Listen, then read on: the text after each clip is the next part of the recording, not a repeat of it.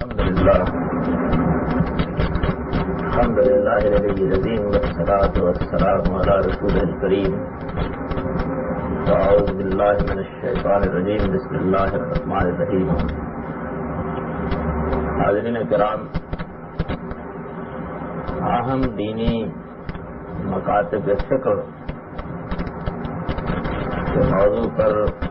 اس سلسلے میں اس وقت میں آخری اور چوتھا لیکچر دے رہا ہوں. اس کا موضوع جس طرح کہ اس سے پہلے بتایا جا چکا ہے، عام مذہبی فکر کا علمی جائزہ ہے. ہمارے ماحول میں جو بڑے بڑے دینی مکاتب فکر بالخصوص اہل سنت میں پائے جاتے ہیں وہ تین ہیں. ایک وہ جن کا لقب عرف عام میں بریلوی ہے، دوسرے وہ جن کو دیوبندی کہتے ہیں، اور تیسرے وہ جن کو اہل حدیث کے لقب سے موسوم کیا جاتا ہے. یہی وہ تین مکاتب فکر ہیں جن سے دین کے معاملے میں کوئی بات جاننے کے لیے ایک عام آدمی کو سابقہ پیش آتا ہے. وہ اگر قرآن و سنت کا براہ راست علم رکھتا ہے تو اس صورت میں تو اس کے لیے یہ ممکن ہوتا ہے کہ وہ براہ راست یہ جان لے کہ مجھ سے دین کیا مطالبات کرتا ہے اور دین کی حقیقت کیا ہے. لیکن اگر یہ صلاحیت موجود نہ ہو تو زیادہ تر وہ انہی مکاتب فکر کی طرف رجوع کرتا ہے. یہی مکاتب فکر ہیں جو اپنی تعداد کے لحاظ سے ہمارے ملک کی مذہبی فضا پر بھی اور پچھلے کافی عرصے سے سیاسی فضا پر بھی اثر انداز ہوتے ہیں. اور یہی وہ مکاتب فکر ہیں کہ وہ لوگ جو نئی تعلیم پائے ہوئے ہیں وہ بھی کسی نہ کسی درجے میں انہی سے وابستہ رہنے میں عافیت سمجھتے ہیں. ان کے مابین دبستان شبلی ہے، اس پر بالتفصیل گفتگو کا موقع نہیں ہے، لیکن اس میں سے جو دو بڑے نقطہ ہے نظر اس زمانے میں عام ہوئے ان پر میں اپنی رائے اس سے پہلے پیش کر چکا ہوں. اب ان تین مکاتب فکر کے بارے میں مجھے اپنی معروضات پیش کرنی ہے. ان تینوں مکاتب فکر کا علمی جائزہ لیتے ہوئے مجھے ان چیزوں تک محدود رہنا ہے جن کو میں دین کے نقطہ نظر سے صحیح نہیں سمجھتا، یا دوسرے لفظوں میں یوں کہیے کہ جن پر مجھے نقد کر کے یہ بتانا ہے کہ یہ چیزیں تنبؤ کے ساتھ دیکھنے کی. وہ شخص جو دین کو ان مکاتب فکر کے حوالے سمجھنا چاہتا ہو ان کو ان پر نگاہ رکھنی چاہیے. اور وہ اگر یہ سمجھتا ہے کہ یہ چیزیں فی الواقع غلط ہیں تو پھر اس تنبؤ ہی کے ساتھ ان تینوں مکاتب فکر کی باقی چیزوں کو اسے رد یا قبول کرنا چاہیے. یہ بات بالبداہت واضح ہے کہ ان مکاتب فکر کی آراء، ان کے نقطہ نظر، مختلف چیزوں کے بارے میں ان کے استنباطات، ان کا اگر استقصاء کیا جائے تو اس کے لیے ایک عمر چاہیے. میں نے شروع ہی سے یہ طریقہ اختیار کیا ہے کہ وہ اصولی مباحث واضح کر دیے جائیں جن کی بنیاد پر کسی مکتب فکر کی صحت و عدم صحت کا جائزہ لیا جا سکتا ہے. جہاں تک فروع کا تعلق ہے وہ در حقیقت انہی اصول سے ٹوٹی ہوئی ہوتی ہیں، اس لیے ان کو سمجھنے میں پھر ایک ذہین آدمی کو کوئی دقت نہیں ہوتی. میں اپنے مکتب فکر کے بارے میں بھی عرض کر چکا ہوں کہ اس میں اصول یہ ہیں، رہا فروع کا معاملہ اور ان اصول کے مطابق قائم ہونے والی آراء کا معاملہ، تو میں اس میں بھی یہ بتا چکا ہوں کہ اس میں بہت سی چیزیں ہیں جن میں امام حمید الدین سرائی سے حضرت الاستاذ مولانا امین حسن اصلاحی نے اختلاف کیا ہے، اور بہت سی چیزیں ہیں کہ جن میں ہم جیسے طالب علم بھی اختلاف کرتے ہیں، لیکن اس سے ان اصولوں پر کوئی اثر نہیں پڑتا جس پر نقطہ نظر کی بنیاد رکھی گئی ہے۔ یہی صورتحال ان تینوں کے بارے میں، یعنی ان کے اصول اور ان کے مبادی یہ سمجھ لینے چاہیے، اور ان اصول و مبادی کو سمجھ لینے کے بعد باقی چیزوں کو لوگوں کے فہم پر چھوڑ دینا چاہیے۔ وہ ان کی غلطی اگر وہ اصول سے متعلق ہوگی تو خود جان لیں گے، اور اگر کسی چیز کے بارے میں ابہام ہوگا تو اہل علم سے معلوم کر لیں گے۔ لیکن میں نے جس طرح کہ عرض کیا، مجھے تو اپنی گفتگو اس اصولی بحثی تک محدود رکھنی ہے۔ میں سب سے پہلے دیوبندی نقطہ نظر کو لیتا ہوں۔ اس نقطہ نظر کے بڑے بڑے اکابر ہمارے معاشرے میں محتاج تعریف نہیں، لوگ عام طور پر ان کو جانتے ہیں۔ مولانا حسین احمد مدنی، مولانا انور شاہ صاحب کاشمیری، مولانا اشرف علی صاحب تھانوی، مولانا محمود الحسن صاحب دیوبندی، مولانا قاسم صاحب نانوتوی، یہ وہ لوگ نہیں ہیں کہ جن کے تعارف کے لیے کسی مفصل گفتگو کی ضرورت ہے۔ ان لوگوں کا ہمارے معاشرے میں دینی طور پر بھی جو کچھ اثر و رسوخ ہے وہ معلوم و معروف ہے، اور سیاسی لحاظ سے بھی یہ مکتب فکر چونکہ پہلے جمعیت علماء ہند کے پلیٹ فارم پر اور اس کے بعد ہمارے ملک میں بھی مختلف جماعتوں کی صورت میں سرگرم عمل رہا ہے، اس وجہ سے لوگ بہت حد تک اس سے واقف ہو چکے ہیں۔ یہی مکتب فکر ہے کہ جس کے دینی مدارس اور جس کے زیر اہتمام قائم ہونے والی مساجد ہمارے ملک میں جگہ جگہ موجود ہے، اور لوگ فی الجملہ ان سے آشنائی ہے۔ اتنی بات بھی بہت سے لوگ جانتے ہی ہیں کہ مدرسہ دیوبند کی وجہ سے ان اکابر کے لیے ہم دیوبندی مکتب فکر کا لفظ استعمال کرتے ہیں، لیکن واقعہ یہ ہے کہ یہ اسی دینی فکر کا امتداد ہے جس کی بنا اس بر صغیر میں خانوادہ ولی اللہ نے ڈالی ہے۔ میں ان کو امام الہند ہی کہتا ہوں، شاہ ولی اللہ۔ ان کی تصنیفات پر جس آدمی کی نظر ہے وہ یہ جانتا ہے کہ ان لوگوں نے اپنی اساس انہی پر قائم کی۔ اس وجہ سے جو چیزیں ان کے ہاں پائی جاتی ہیں وہی شرع و وضاحت کے ساتھ ان کے ہاں بھی پائی جاتی ہے۔ لیکن شاہ صاحب کا معاملہ یہ ہے کہ وہ چونکہ ایک جلیل القدر عالم ہیں، ان کی نظر بہت وسیع ہے، وہ خلافیات پر بھی غیر معمولی تعمق رکھتے ہیں۔ اس وجہ سے ان کے ہاں ایک خاص طرح کی مجتہدانہ بصیرت اور ایک خاص نوعیت کا اسلوب بیان ہے، اس میں کہا جا سکتا ہے کہ یہ لوگ اپنی شان برقرار نہیں رکھ سکے۔ بنیادی اصولوں میں ان سے بہت حد تک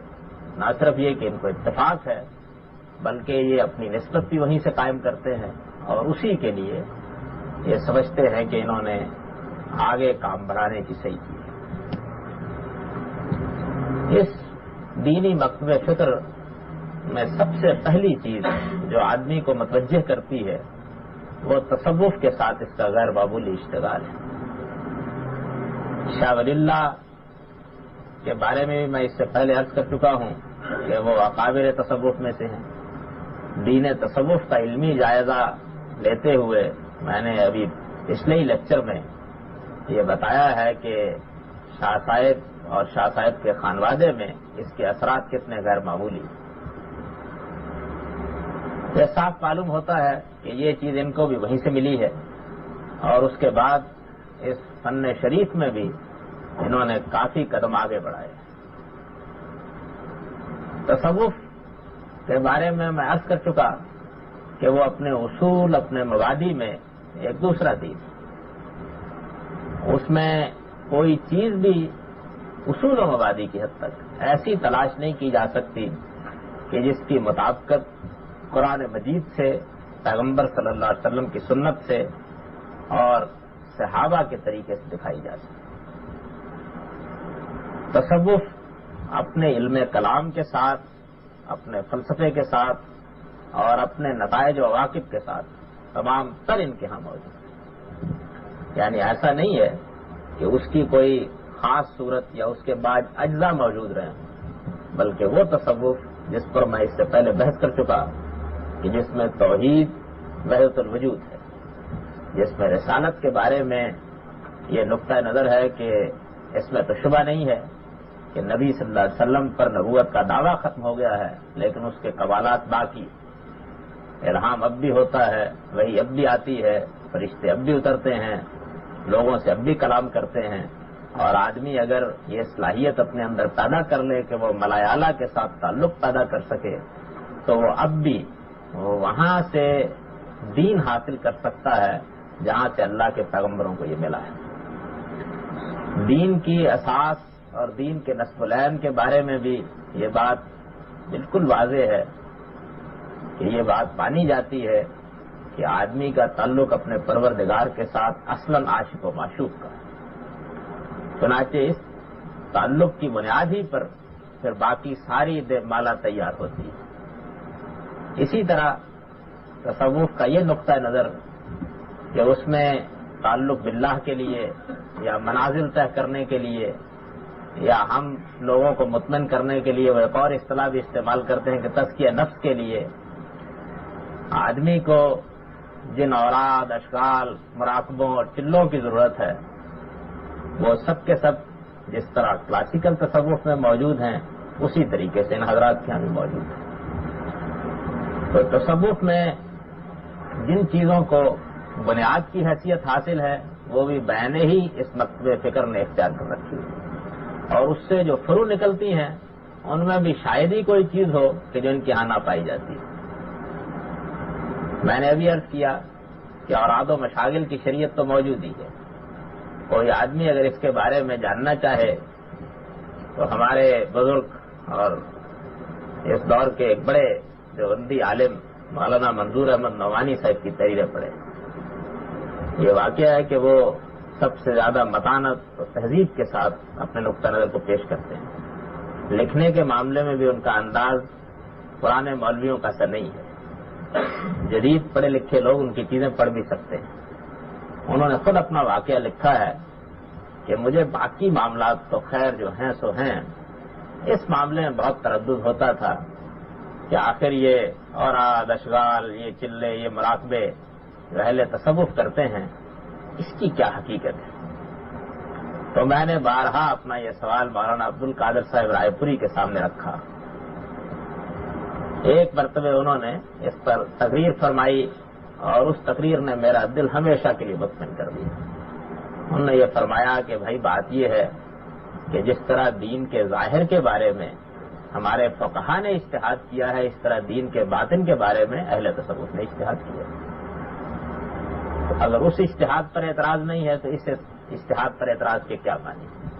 اور پھر جس طرح اس اجتہاد کے اچھے پہلو تاریخی طور پر ثابت ہو چکے ہیں، اس طرح اس اجتہاد کے اعلیٰ اثرات بھی اب مسلمات میں سے ہیں۔ وہ یہ کہتے ہیں کہ مجھے اس کے بعد پوری طرح اطمینان ہو گیا۔ یہ تو اصولی سی بات ہے، اس کے نتیجے میں جو کچھ ہوتا ہے وہ بھی تمام تر موجود ہے۔ خواب موجود ہیں، خوابوں کی ایک پوری شریعت موجود ہے، نبی صلی اللہ علیہ وسلم کے ساتھ ملاقاتیں اور ان ملاقاتوں کے ذریعے سے طرح طرح کے انکشافات، ان سے اس مکتب فکر کی کتابیں بھی بھری پڑی، جس کو اٹھا کر دیکھ لیجیے یہ واضح ہو جائے گا کہ جو کچھ عام طور پر خیال کیا جاتا ہے کہ اس حلقے میں موجود نہیں ہوگا وہ اپنی آخری شان میں موجود ہے، اور اس طرح موجود ہے کہ میں یہ چاہتا نہیں ہوں کہ نئے پڑھے لکھے لوگوں کے سامنے اس کی کبھی مثالیں رکھوں، لیکن بے تکلف اس طرح کی باتیں یہ لوگ لکھ دیتے ہیں کہ فلاں صاحب ہمارے بزرگ تھے، ان کے اندر دوسروں پر توجہ کرنے کی غیر معمولی صلاحیت تھی، دلی میں گزرتے گزرتے ایک کتے پر نگاہ کی، صاحب حال ہو گیا، اور بہت سے کتے اس کے گرد بیٹھ کر پھر وجد و حال کی مجلس منعقد کر لیا کرتے ہیں۔ یہ وہ تصور ہے، اس تصور سے در حقیقت یہ سب فروٹ پھوٹتی ہے۔ اور یہ باتیں یہ خیال نہ کیجیے گا کہ ان کے اصاغر کہتے ہیں، ان کے اکابر کہتے ہیں، اس طرح کی چیزیں اپنی مجلسوں میں بیان کرتے ہیں۔ کشف، کرامتیں، مریدوں کے حال جان لینا، ان کی رہنمائی کرنا، ان کے مختلف معاملات پر نگراں رہنا، ان کے اندر و باہر کو دیکھ لینا، یہ سب باتیں جو ارباب تصوف کے ہاں ملتی ہیں، ان میں سے شاید ہی کوئی چیزوں کو جن کے ہاں پائی جاتی ہے۔ میرا کہنے کا مطلب یہ ہے کہ تصوف اپنے اصول میں جن اساسات پر قائم ہے اس کو بغیر کسی نقد و جرح کے ان لوگوں نے مانا ہے، اور اس طرح مانا ہے کہ یہ واقعہ ہے کہ تصوف کو سمجھنے کے لیے جس طرح ان لوگوں کی کتابیں بہت کافی ہو جاتی ہیں جن کا تعارف میں نے تصوف پر اپنے لیکچر میں کرا دیا تھا، اسی طرح اس کو سمجھنے میں ان لوگوں کی چیزیں بھی معمولی درجے کی حامل نہیں ہیں۔ علم کلام کے وہ مسائل جو کچھ صوفیانہ اسلوب میں آہستہ آہستہ ہمارے اہل قلم یہاں بہت مقبول ہو گئے، ان کی بھی کمی نہیں۔ یہ مسئلہ کہ کیا اللہ یہ جھوٹ بول سکتے ہیں، اس کے اوپر جتنے مار کے چاہیے کروا لیجیے۔ نبی صلی اللہ علیہ وسلم کی جگہ کیا کوئی اور خاتم النبیین بھی پیدا کر سکتے ہیں، اس پر بھی جتنے چاہے مار کے برپا کروا لیجیے۔ اسی طریقے سے اس طرح کی بحثیں کہ رسالت میں آپ صلی اللہ علیہ وسلم کی ختم نبوت زمانی ہے یا مرتبے کے لحاظ سے ہے، یہ معلوم ہے کہ یہ بڑا مارکے کا مسئلہ ان لوگوں کے ہاں رہا ہے۔ ہم تو اس سے پہلے اسی سے واقف تھے کہ مولانا فضل حق صاحب نے غالب سے یہ کہا تھا کہ امتناع نذیر ختم النبیین پر شاہ اسماعیل شہید کی تردید میں ایک مثنوی لکھ دو، اور غالب نے وہ مثنوی لکھ دی۔ غالب کی مثنوی میں موجود ہے، فارسی کی بہت اچھی مثنوی ہے، اس میں انہوں نے شاہ اسماعیل شہید کے دلائل کا ابطال کیا ہے۔ وہ چونکہ اس کے قائل نہیں تھے اور یہ اس کے قائل تھے، لیکن اس میں حادثہ یہ ہو گیا کہ غالب بہت ذہین آدمی ہیں، انہوں نے جب مثنوی لکھنی شروع کی تو جن لوگوں کو لکھنے کا تجربہ ہے وہ یہ جانتے ہیں کہ بعض اوقات قلم غلط طرف جانے سے انکار کر دیتا ہے۔ اس میں خاتمہ ایسے شعروں پر ہوا کہ جس میں شاہ اسماعیل کی بات کی تائید نکلتی تھی۔ اس پر مولانا فضل حق صاحب خیرآبادی نے بہت احتجاج کیا، انہوں نے کہا یہ تم نے کیا کیا ہے، تمہید میری تائید میں اٹھائی، خاتمہ ان کی تائید پر کر دیا۔ چنانچہ اس کے بعد غالب نے کچھ اشعار کا اضافہ کیا اس میں، اور ایسی توجیہ کر دی کہ بات تبدیل ہو گئی۔ تو اس سے تو ہم واقف تھے، لیکن یہ کہ اس طرح کی چیزیں جو ان شاعروں کے اور ان منطقیوں کے ہاں عام طور پر بڑی اعلیٰ درجے کی علمی چیزیں سمجھی جاتی تھیں، اس مکتب فکر کے ہاں بھی عام رہیں، اور اس میں بھی اگر غور کیجئے تو صاف معلوم ہوتا ہے کہ وہی حسب و نسب کار فرما ہے، یعنی تصوف کے ساتھ ان حضرات کا تعلق۔ ان کی تاریخ میں یہ واقعہ بھی پیش آیا اسی وجہ سے کہ بریلوی حضرات نے اس طرح کی ان کی تحریریں جس میں وسیلہ بھی ہے، جس میں استمداد بھی ہے، جس میں بزرگوں اور اکابر کے معاملے میں یہ تصور بھی ہے کہ وہ غیب جانتے تھے، دیکھ لیتے تھے، مرنے کے بعد بھی فیض پہنچاتے تھے، جو اہل تصوف کی خاص چیزیں ہیں، ان سب کو جمع کر دیا اور جمع کر کے اپنے ہاں ایک بڑی عمدہ کتاب میں چھاپ دیا۔ اس میں پہلی مرتبہ یہ ہوا کہ لکھنے والے نے ایک تو اسلوب بہت مہذب رکھا، دوسرے یہ کہ اس نے حوالے میں غلطی نہیں کی، یعنی باتیں بالکل صحیح لکھی۔ دیوبندی اکابر میں ایک جلیل القدر عالم تھے مولانا عامر عثمانی، جو دیوبندی سے تجلی نکالا کرتے تھے۔ بہت سے لوگوں نے ان کا یہ رسالہ پڑھا ہوگا، بہت اچھا رسالہ تھا۔ اس میں وہ علمی مباحث لکھتے تھے، لیکن ملا خلیل عرب کے نام سے ایک کالم لکھا کرتے تھے مسجد سے میخانے تک، اور اس میں بعض مذہبی غلطیوں پر تنبیہ کرنے میں ان کے قلم نے بڑا اجر کمایا ہے۔ انہوں نے اس کتاب کا مطالعہ کرنے کے بعد بہت تعصب، بہت رنج کے ساتھ مضمون لکھا جو اسی کتاب میں اب ایک تقریر کے طور پر کہیے چھپتا ہے، جس میں انہوں نے کہا کہ یہ واقعہ ہے کہ مجھے باور نہیں آیا کہ ہمارے بزرگ یہی سب کچھ کہتے رہے ہیں۔ اس کی وجہ وہی ہے کہ ایک ظاہر کی دنیا ہے جس کا میں آگے چل کے ذکر کروں گا، ایک باطن کی دنیا ہے۔ وہ باطن کی دنیا سے بیچارے واقف نہیں تھے۔ جب اس طرح کی چیزیں ان کے سامنے لا کر رکھی گئیں چیخ اٹھے کہ یہ کیا چیز ہے۔ پھر انہوں نے لکھا کہ معلوم یہی ہوتا ہے کہ تصوف کے کوچے میں جو آدمی بھی جاتا ہے وہ اپنے سب کپڑے اتار دیتا ہے، اس لیے اس پر کوئی گلہ نہیں کرنا چاہیے۔ بہت تعصب کے ساتھ ان کی وہ تحریر چھپی ہوئی موجود ہے۔ تو میں یاد کر رہا تھا کہ یہ کوئی ایسی چیز نہیں کہ جس کی نسبت میں ان سے کر رہا ہوں، بلکہ ان کو اس پر فخر بھی ہے۔ وہ یہ کہتے ہیں کہ اہل تصوف کے نقطۂ نظر ہی کو ہم صحیح سمجھتے ہیں۔ اس باب میں مولانا اشرف علی صاحب تھانوی کی وہ چیزیں پڑھی ہے جو مثال کے طور پر انہوں نے ابن عربی کی تائید میں لکھی ہیں یا فصوص الحکم وغیرہ کی شرح کے ضمن میں لکھی ہیں، تو بالکل واضح ہو جاتا ہے کہ وہ آخری حد جس تک کوئی صوفی جا سکتا ہے اس پر وہ جانے کے لیے تیار ہیں۔ بس کلام کی تعویل ایسی کر دیتے ہیں کہ عام آدمی اس سے متوحش نہ ہو۔ یہ بہرحال ایک عالم کا کام ہے، یہ کوئی مشکل کام نہیں ہے۔ عام آدمی کا توحش دور کرنا آسان ہوتا ہے، ایک صاحب علم کو مطمئن کرنا یہ مشکل ہوتا ہے۔ تصوف کے معاملے میں نے عرض کیا کہ بالکل وہی نقطہ نظر ان لوگوں کا ہے جو دین تصوف کے زیر عنوان میں اس سے پہلے بیان کر چکا ہوں۔ البتہ اتنی بات اس میں شبہ نہیں کہ ان لوگوں کے ہاں پائی جاتی ہے کہ انہوں نے وہ اہتمام قائم رکھا ہے جو اہتمام خانوادہ ولی اللہ کی اصل شان ہے۔ شاہ ولی اللہ صاحب کی حجت اللہ البالغہ پڑھیے، بشرطے کہ اس کے پہلے 2-3 باب نہ پڑھیے جس میں عالم مثال کی بحثیں ہیں۔ نہ افلاطونی فلسفہ جو ہم پڑھتے رہے اس کو انہوں نے بیان کر دیا، مولوی حضرات اس سے واقف نہیں ہوتے، انہوں نے کہا کہ معلوم نہیں کس عالم کی باتیں جو شاہ صاحب پر الہام ہو گئی ہیں۔ حجت اللہ البالغہ پڑھیے، تفہیمات الہیہ پڑھیے، بعض جو ان کی اس طرح کی کتابیں ہیں، اضالہ پڑھیے مثال کے طور پر، تو معلوم ہوتا ہے کہ ایک جلیل القدر عالم دین بتا رہا ہے۔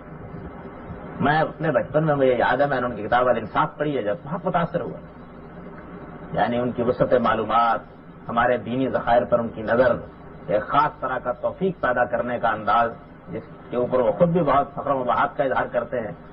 کہ اس فقیر کے اوپر اللہ تعالیٰ کا یہ بڑا کرم ہے کہ 2 مطلق سے مطلق باتوں میں بھی توفیق پیدا کر دیتا ہے۔ اسی طرح کی توفیق انہوں نے شیخ اکبر محی الدین ابن عربی اور شیخ احمد سہندی کے نقطہ نظر پیدا کی تھی۔ وہ دونوں آپس میں مزاحم ہیں ایک دوسرے سے۔ وہ کہتے ہیں کہ میں وحدت الوجود کا قائل ہوں، وہ کہتے ہیں وحدت الشہود کا قائل ہوں۔ وہ کہتے ہیں کہ میں پہلے آسمان پر گیا تو میں نے دیکھا وحدت الوجود ہی وحدت الوجود ہے، دوسرے پر گیا تو میں نے دیکھا وحدت الوجود ہی وحدت الوجود ہے، میں اللہ کے پاس پہنچ گیا میں نے دیکھا وحدت الوجود ہی وحدت الوجود۔ وہ کہتے ہیں کہ میں بھی یہاں سب جگہ گیا میں نے دیکھا وحدت الشہود ہی وحدت الشہود۔ اب یہ ہمیں معلوم نہیں ہے کہ کہاں گئے تھے اور کیا دیکھا تھا، لیکن بہرحال دونوں کے درمیان بہت مارکا آ رہی تھی۔ شاہ صاحب کا ایک مشہور رسالہ ہے مکتوب مدنی، اس میں ایک صاحب کے استفسار پر انہوں نے ان دونوں نقطۂ نظر میں توفیق پیدا کر کے یہ بتا دیا ہے کہ ان میں کوئی فرق نہیں، ایک ہی چیز شاہ صاحب۔ تو میں یاد کر رہا تھا کہ شاہ صاحب کا یہ کمال ہے کہ انہوں نے جہاں ایک طرف دین کے معاملے میں جو عام نقطۂ نظر ہے اس کو بڑی شان کے ساتھ پیش کیا اور اس میں ان کا علمی جلال بھی نمایاں ہوتا ہے، ان کی وسعت معلومات بھی نمایاں ہوتی ہے، ان کا علم بھی نمایاں ہوتا ہے۔ اور دوسری جانب وہ جب مثال کے طور پر فیوز الحرمین میں سطاعت میں ہمات میں کلام فرماتے ہیں تو وہ تصوف کی وہی دنیا ہے جس سے ہم ابو بکر، جس سے محی الدین ابن عربی کے ہاں اور دوسرے لوگوں کے ہاں اس سے پہلے واقف وہی چیز ہوتی ہے۔ یہی چیز شاہ اسماعیل شہید کے ہاں انہی کے خانوادے میں آئی ہے۔ تقویت الایمان کو پڑھ لیجئے تو واقعہ ہے کہ اس کے اوپر بریلوی حضرات بھی اب تک مارکا برپا کیے رہتے ہیں، اور انہی کی ابقات پڑھ لیجئے، وہ ایک دوسری دنیا کی چیز ہے۔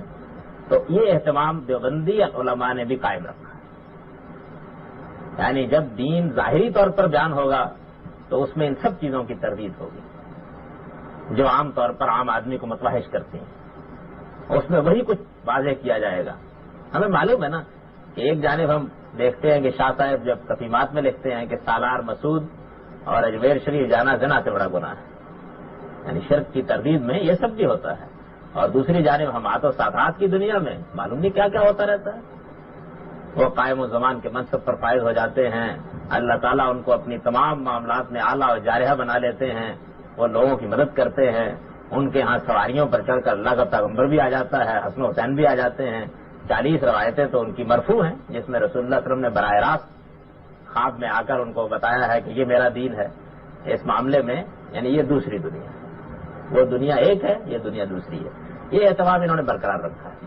چنانچہ اس کا یہ نتیجہ نکلا ہے کہ ایک دیوبندی عالم جب مسجد کے ممبر پر کھڑا ہو کر بات کہتا ہے، عام آدمی کے سوال کے جواب میں اس کو دین بتاتا ہے، تو اس میں توحش نہیں ہوتا. یعنی وہ چیزیں اس میں نہیں ہوتی کہ جو چیزیں اوقات کا موضوع ہیں. یہ کیوں رکھا ہے برقرار؟ اس کی اساس بھی در حقیقت تصوف کے خاص نظریے میں پائی جاتی ہے. اہل تصوف نے شروع ہی سے یہ بات کہی ہے، اور شیخ جنید کے زمانے تک تو اس کا بڑا اہتمام رہا ہے ابتدا میں، کہ وہ دین جو خواص کے لیے ہے اس کو عوام کے سامنے پیش نہیں کرنا چاہیے. دین کے 2 درجے ہیں، عوام کا دین، خواص کا دین. اللہ کے پیغمبر چونکہ عامت الناس ہی کے لیے آئے تھے، اس لیے انہوں نے جو عوام کا دین ہے وہ تو قرآن کی صورت میں، حدیثوں کی صورت میں دے دیا ہے، اور جو خواص کا دین ہے وہ سینہ بسینہ منتقل ہوا ہے. چنانچہ اس کا ایک پورا شجرہ بھی ہے کہ رسالت پاک صلی اللہ علیہ وسلم نے وہ دین حضرت علی کو منتقل کیا اور ان سے حسن بصری کو منتقل ہوا، اور پھر اس کے بعد ہر آدمی اپنا تعلق اس ذریعے سے پیدا کر لیتا ہے. تو خواص کا دین اور عوام کا دین کیونکہ الگ الگ ہے، اس لیے جب وہ عوام سے کلام کرتے ہیں، عوام کے لیے کوئی چیز لکھتے ہیں، عوام سے مخاطب ہوتے ہیں، تو اس موقع کے اوپر کوئی ایسی چیز نہیں بیان کرتے.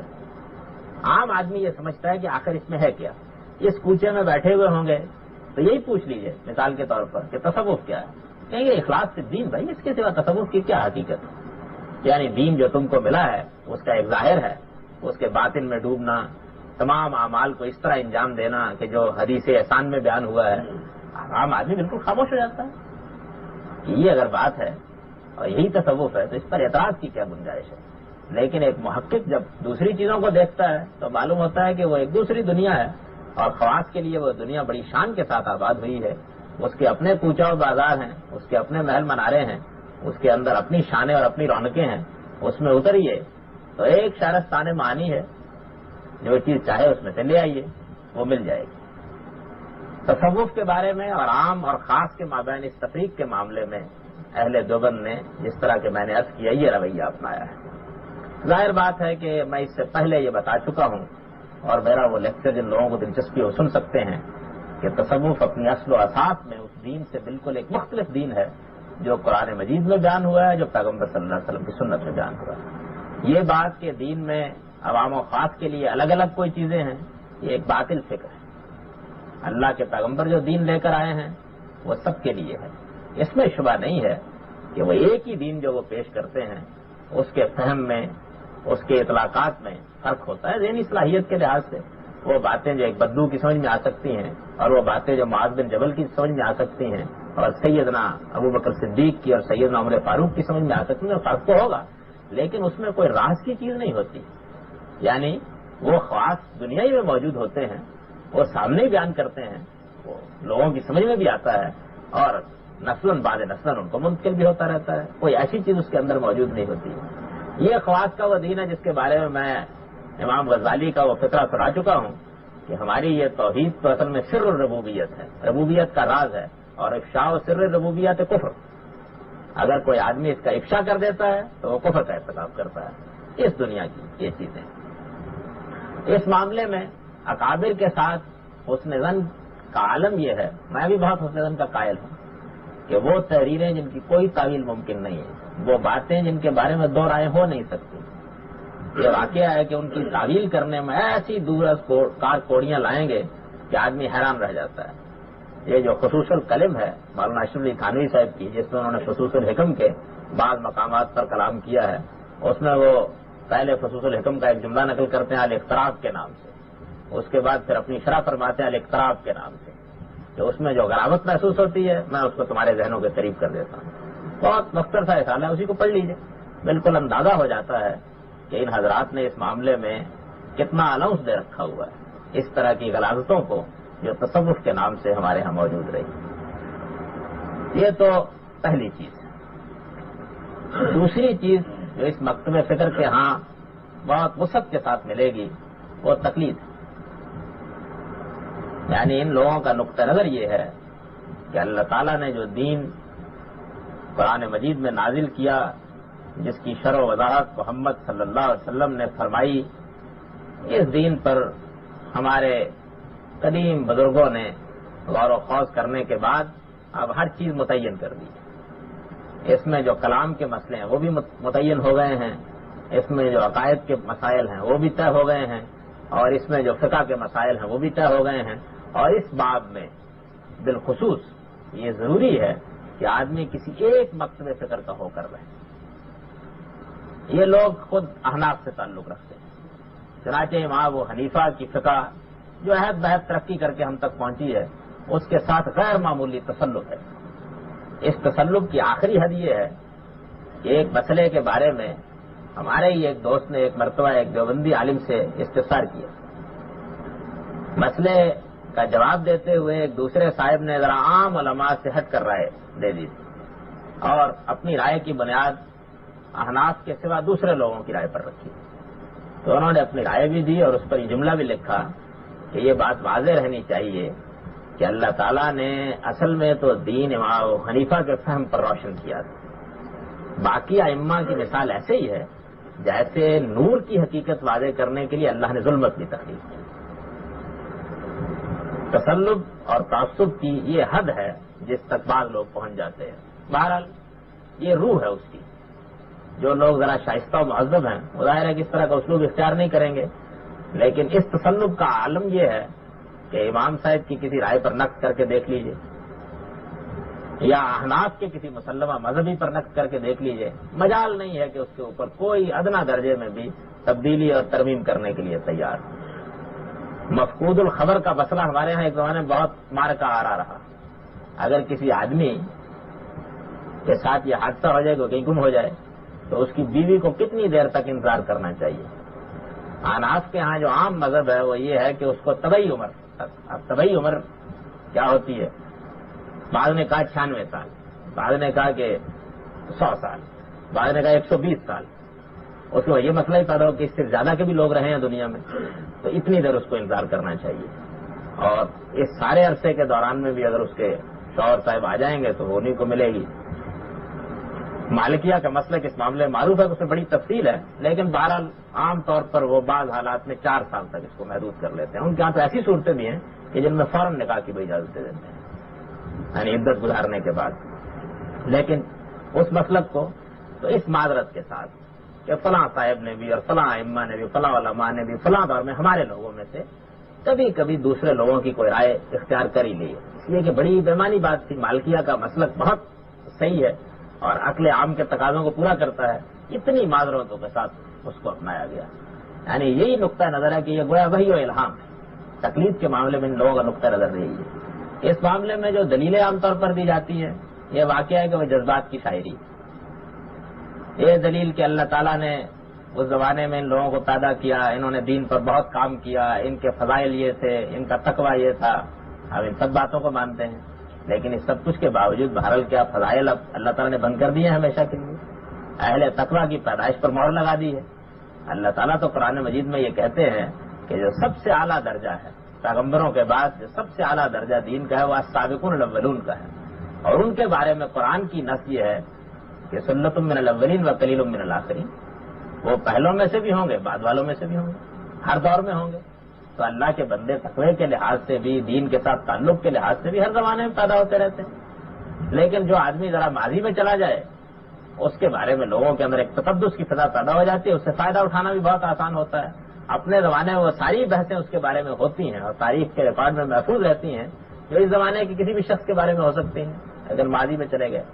وہ رسالت مآب صلی اللہ علیہ وسلم کے زمانے کے بہت قریب تھے، کیونکہ زمانے کے بہت قریب تھے اس لیے ان کے پاس معلومات زیادہ تھیں۔ یہ واقعہ ہے کہ یہ بات بظاہر آدمی کو بہت متاثر کرتی ہے، لیکن علمی لحاظ سے صورتحال اس کے بالکل برخلاف۔ قرآن مجید دین کی بنیاد ہے، اس کا تو کوئی حصہ کہیں نہیں رہ گیا، وہ پورا کا پورا جس طرح ان کے پاس موجود تھا ہمارے پاس بھی موجود ہے۔ دوسری چیز پیغمبر کی سنت ثابتہ ہے، یعنی وہ طریقہ جو حضور صلی اللہ علیہ وسلم نے امت میں جاری کر دیا، اس کی تو سند ہی یہ ہے کہ نسل بعد نسل منتقل ہوتا ہوا چلا آ رہا ہے، اور اس کے بارے میں اس امت کے اندر تواتر کا اللہ تعالیٰ نے اہتمام فرمایا ہے، اس کے بارے میں بحث نہیں ہو سکتی۔ احادیث، روایات، تیسری چیز یہی رہ جاتی ہے جو پیغمبر کا علم ہوا ہے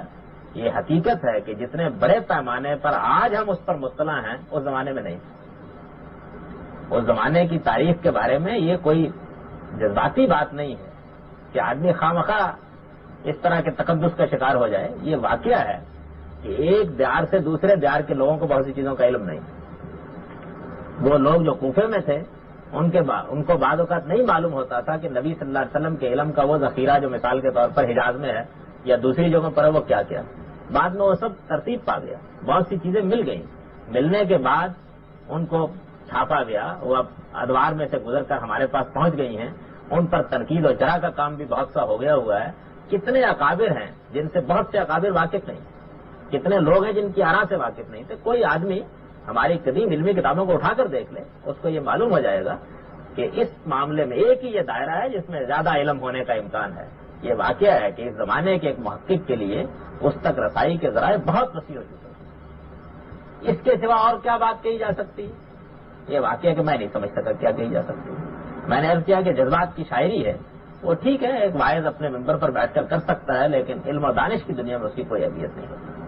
تقلید کے معاملے میں ان حضرات کے اصرار کا معاملہ یہ ہے کہ کسی عالم سے اس پر گفتگو کر کے دیکھ لیجئے، نہایت معقول گفتگو کرتے کرتے اس حریم میں قدم رکھ دیجئے تو معلوم ہو جائے گا کہ اس کے بعد علم و استدلال کی ساری قوتیں بالکل مفقود ہو گئیں۔ یہ کیسے ہو سکتا ہے؟ تم لوگ ان سے بڑے ہو، ان پر تنقید کرتے ہو، ان کی رائے کو غلط سمجھتے ہو۔ ظاہر ہے کہ یہ بالکل جذباتی باتیں ہیں۔ علم کی دنیا میں اگر کوئی شخصیت تنقید سے بالاتر ہے تو وہ محمد صلی اللہ علیہ وسلم کی شخصیت ہے، اور اگر کسی کتاب کے بارے میں دوسری رائے نہیں ہو سکتی تو وہ قرآن مجید ہے۔ باقی ہر چیز پر تنقید بھی ہوگی، تنقید بھی ہوگی، اس کا تجزیہ بھی ہوگا۔ لوگوں کی آراء ہیں، ہم رجال و نحن رجال، ہمارے دل میں ان کی بڑی عزت ہے، ان کے کام کا بڑا احترام ہے، لیکن اس سب کچھ کے باوجود اس کا دروازہ اس امت کے لیے ہمیشہ کھلا ہے کہ اس میں جو آدمی بھی اپنے آپ کو اس کا اہل ثابت کر دے وہ تحقیق تنقید کر کے جس چیز کو صحیح سمجھے اس کو اپنا لے اور اختیار کر لے۔ تیسری خصوصیت جو ان لوگوں کے ہاں پائی جاتی ہے تصوف اور تقلید کے بعد، وہ یہ ہے کہ روایت پرستی کا جو ذہن ہمارے ہاں پیدا ہوا ہے، اس میں یہ حضرات بھی کسی سے پیچھے نہیں۔ قرآن مجید کی سری آیت ہوگی، کوئی روایت سامنے آ گئی، کوئی بزرگوں کا قصہ سامنے آ گیا، اس کے بعد یہ کسی کی مجال نہیں ہے کہ وہ اس میں قرآن پر براہ راست غور و فکر کرنے کو ترجیح دے۔ روایت پرستی کا یہ ذہن اتنا عام ہوا ہے کہ اگر تھوڑی بہت کچھ تنقید کا رویہ اختیار کیا ہے ہمارے ان دیوبندی علماء نے تو عقائد و احکام کے بارے میں، عقائد و احکام میں بھی یہ دیکھ لیجئے کہ احکام کو تو چلیے الگ کر لیجئے کہ اس میں فقہ حنفی کے اصولوں کے اوپر کام ہوتا رہتا ہے، لیکن عقائد کے معاملے میں تو سارا تصوف، سارا علم کلام داخل ہو گیا ہے اس میں، اور اس میں روایتوں نے کرنا بھی کیا آ کر۔ لیکن جہاں تک فضائل کا تعلق ہے وہ باب چونکہ محدثین ہی کھول گئے تھے، لہذا اس میں جتنی جولانیاں دکھائی جا سکتی ہیں وہ دکھائی جاتی ہیں، کبھی سے کبھی باتیں جن سے دین کا سارا تصور بالکل مسخ ہو جاتا ہے، جن کو لے لینے کے بعد واقعہ یہ ہے کہ یہ ماننا مشکل ہو جاتا ہے کہ یہ دین اللہ ہی نے نازل کیا تھا۔ عام بیان ہوں گی، کہی جائیں گی، دین کے مقدمات اس سے مجروح ہو رہے ہیں، اساسات مجروح ہو رہی ہیں، اصول و مبادی میں رکھنا پڑ رہا ہے، قرآن مجید کا محکم نظام درہم برہم ہو رہا ہے، اس سے کوئی پرواہ نہیں۔ اس کو اگر اپنی آخری صورت میں دیکھنا ہو تو ہمارے ہاں یہ تبلیغی قسم کے جو نصاب ہیں ان کو دیکھ لیجیے، ان میں جس طرح کی روایتیں موجود ہیں ان کو پڑھیے اور پھر اس کے بعد اندازہ کر لیجیے کہ کس حد تک اس معاملے میں توسع اختیار کیا گیا ہے۔ ظاہر بات ہے کہ تصوف کو ثابت کرنے کے لیے بھی اگر کوئی چھوٹی موٹی اساس مل سکتی ہے تو موضوع اور ضعیف روایتوں بھی مل سکتی ہے، اور باقی اس طرح کی چیزوں کے ثبوت کے لیے بھی اگر کوئی مرجع تلاش کیا جا سکتا ہے تو انہی چیزوں میں تلاش کیا جا سکتا ہے۔ لہذا یہ دروازہ کھلا رکھا گیا ہے۔ اس معاملے میں تو بہرحال فضائل کا معاملہ ایسا ہے کہ جس میں بہت زیادہ سند کی بھی ایک سند ہی تھی، اس کی بھی بہت زیادہ پرواہ نہیں کرنا۔ اس کے بعد